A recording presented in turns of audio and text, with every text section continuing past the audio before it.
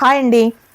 చాలామంది సబ్స్క్రైబర్స్ అడుగుతున్నారు, అయితే షోల్డర్ జారొద్దు, నెక్ బ్రాడ్గా ఉండాలి, షోల్డర్స్ జారొద్దు, ఇంకా ఫోర్త్ డాట్ అవసరమా అని. అయితే ఈ బ్లౌజ్లో నేను చెప్పే టిప్ ఏంటంటే, షోల్డర్ జారకుండా ఈ బ్లూ లైన్ ఉంది కదండి, అది మనకు ఎగ్జాక్ట్గా బ్యాక్ పార్ట్ ఎలా ఉందో అలా. ఈ వైట్ లైన్ ఉంది కదండి, అది షోల్డర్ జారకుండా మనం ఎలాగైతే ఇక్కడ హాఫ్ ఇంచ్ తీసుకొని ఇక్కడ హాఫ్ ఇంచ్ తీసుకొని రౌండ్ నెక్ అయితే గీసుకున్నామో, అలాగే ఇక్కడ నుంచి కూడా ఒక పావు ఇంచ్ ఇలా ముందుకు తీసుకుంటే షోల్డర్ అనేది జారకుండా టైట్గా ఉంటుంది. ఇక్కడ ఒక పావు ఇంచ్ మనం కిందికి ఈ విధంగా వేసుకొని డౌన్ కటింగ్ చేసుకోవాలి.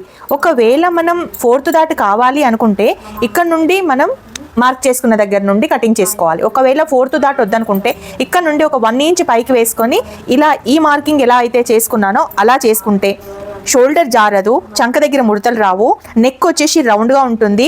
ఇక్కడ ఫోర్త్ డాట్ కూడా రాకుండా పర్ఫెక్ట్ ఫిట్టింగ్ తోటి అయితే షేప్ అయితే వస్తుంది. సో ఈ వీడియో కనుక నచ్చితే ఒక చిన్న లైక్ చేసి సపోర్ట్ అయితే చేయండి.